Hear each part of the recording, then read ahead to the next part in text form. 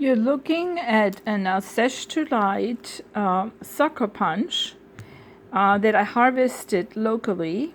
You see it's quite a chunk compared to the battery in size, so it provides a great field of negative ions, if I might say so, or orgone type ions, energy, scalar energy, fractal energy. I don't know which name to name it, but it's good stuff.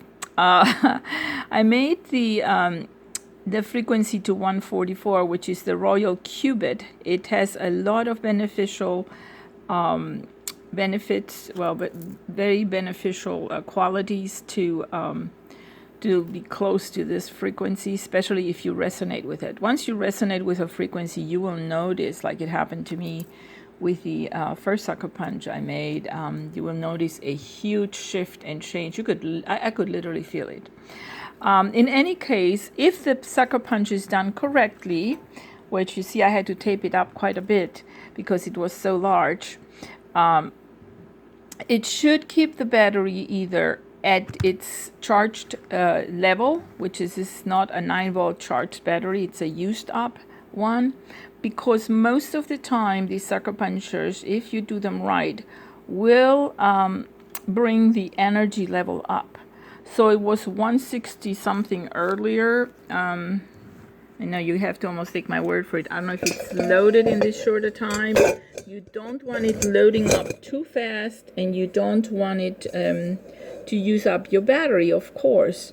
So this way, the energy gets fed into the sucker punch at first. So you may see it going down for the first half hour or however long. I haven't timed it. And then once the entire field is saturated, it starts feeding back to the battery. It's very interesting.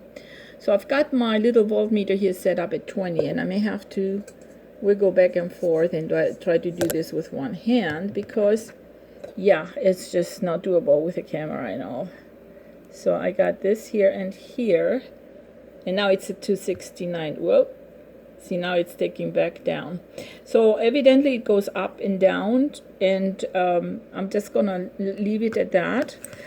If I let it sit for several hours and I come back and measure it, maybe back to 272, 271, whatever it works like. Now, if you're interested in acquiring this baby, let me tell you real quick. You will get it without a battery, so start saving your used up 9-volt batteries and recycle them. Great way to recycle, by the way. Something that will last you maybe years to use up. Only when the chemistry in the battery breaks down because it's either charged too much or something, then perhaps. That's why you want it to charge very slow or not at all, just so that it stays where it's at.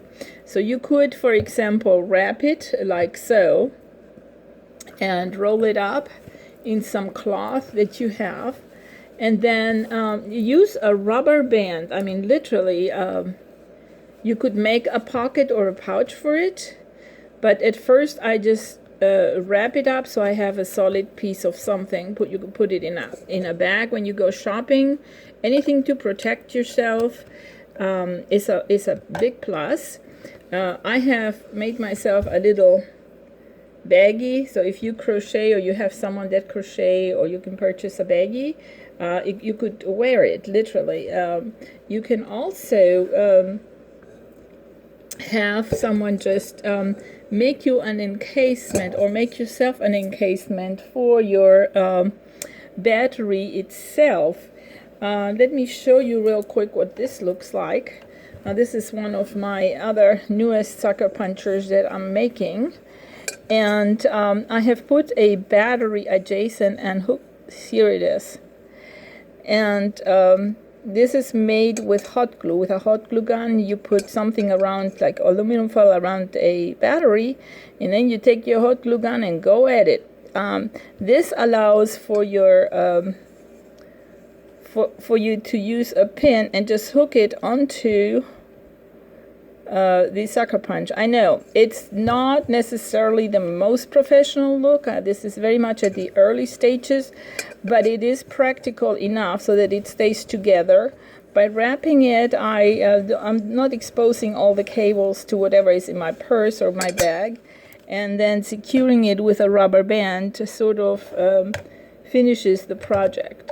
So I hope you enjoyed this. Let me know if you're interested in this particular sucker punch, or if you'd like me to make you a special one. If you have a special crystal that you have, you could mail it to me and I could make it with that.